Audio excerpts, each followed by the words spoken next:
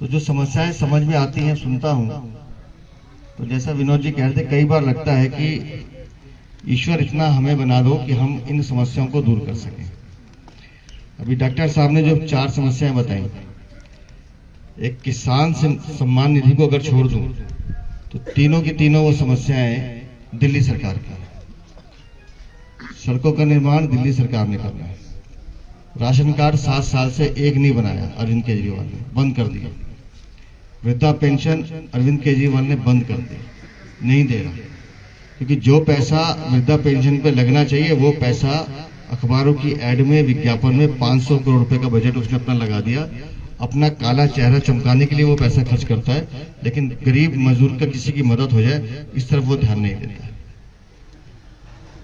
किसान सम्मान निधि का आप मुझे अगले हफ्ते का, आज तो शुक्रवार हो गया, शनिवार इतवार छुट्टी है, आप में से कुलदीप आप ये डाटा लेकर मेरे पास आओगे, मैं आपके साथ चलूंगा और जो भी अफसर होगा उसको यहाँ बुला के उससे करवाएंगे।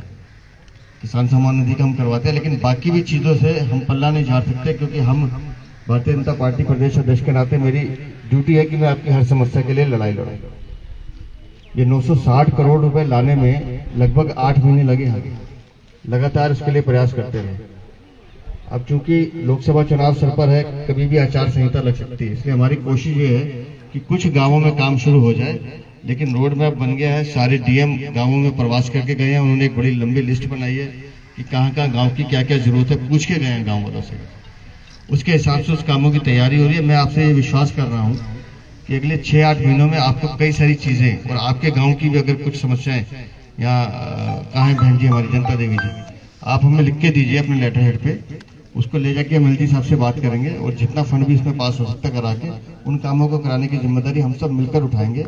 लेकिन गांव का हर व्यक्ति जो एक तरह से अन्नदाता है, बैठी पूरे देश का पेट भरने का काम हमारा गांव का किसान करता है, लेकिन जब उसकी छोटी छोटी समस्याएं सुनने को मिलती है तो तकलीफ होती है। ये दिल्ली सरकार कितना भेदभाव कर रही है, मैं आपको 2 उदाहरण देता हूं। माननीय प्रधानमंत्री ने आयुष्मान योजना चालू की। किसी को मालूम है आयुष्मान योजना के बारे में? नहीं पता। आयुष्मान योजना में उन्होंने कहा कि गरीब मजदूर किसान जो हैं, हम इनको एक हेल्थ कार्ड देंगे और घर में कोई भी बीमार हो जाए तो साल में एक बार 5 लाख तक का फ्री इलाज किसी भी हॉस्पिटल में करा सकता है, सरकारी में भी प्राइवेट में भी। पूरे हिंदुस्तान में ये योजना लागू हो गई। दिल्ली में अरविंद केजरीवाल ने लागू नहीं होनी दी, वो नहीं चाहता कि किसी की मदद हो जाए, क्योंकि उस योजना का नाम प्रधानमंत्री आयुष्मान योजना है।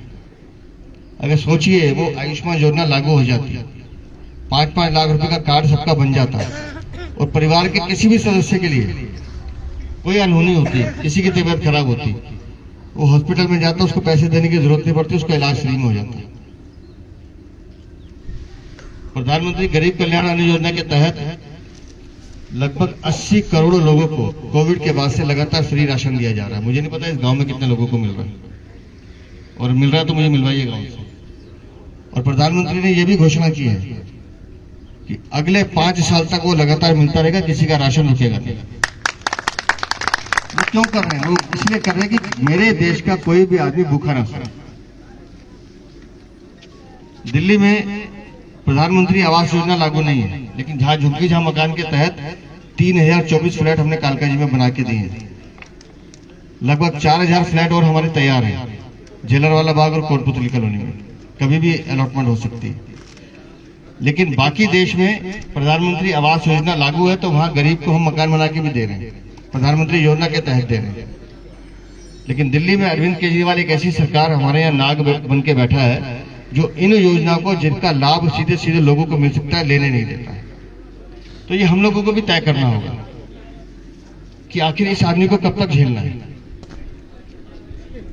लोग योजनाएं लाते हैं, सरकारें योजनाएं लाती हैं लोगों के स्वास्थ्य के लिए, उनकी शिक्षा के लिए, उनके भले के लिए। और ये क्या योजना लेकर आया कि शराब की दुकानें गले गली खोल दो और एक बोतल के साथ दूसरी बोतल फ्री ले जाओ। हमने नहीं देखा हिंदुस्तान में कोई ऐसी सरकार ऐसे करती होगी। मतलब पूरी की पूरी एक पीढ़ी को खराब करने का काम अरविंद केजरीवाल कर रहे थे। ये तो हमारी पार्टी के लोग थे, 1.5 साल सड़कों पे लड़ते रहे, मुकदमे दर्ज हुए, आज भी मुकदमा भुगत रहे हैं। इसको मजबूरी में वो शराब नीति वापस लेनी पड़ी।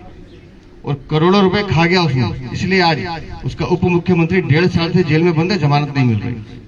उसका सांसद जेल में बंद है जो कमीशन खा रहा था, और इसका भी नंबर कब आ जाएगा कह नहीं सकते, क्योंकि पैसे तो इसने भी खाए। और वो पैसे किसके थे? वो आप लोगों के पैसे थे, हमारे टैक्स के पैसे थे, हमारी मेहनत के पैसे तो ये खा गया दलाली में।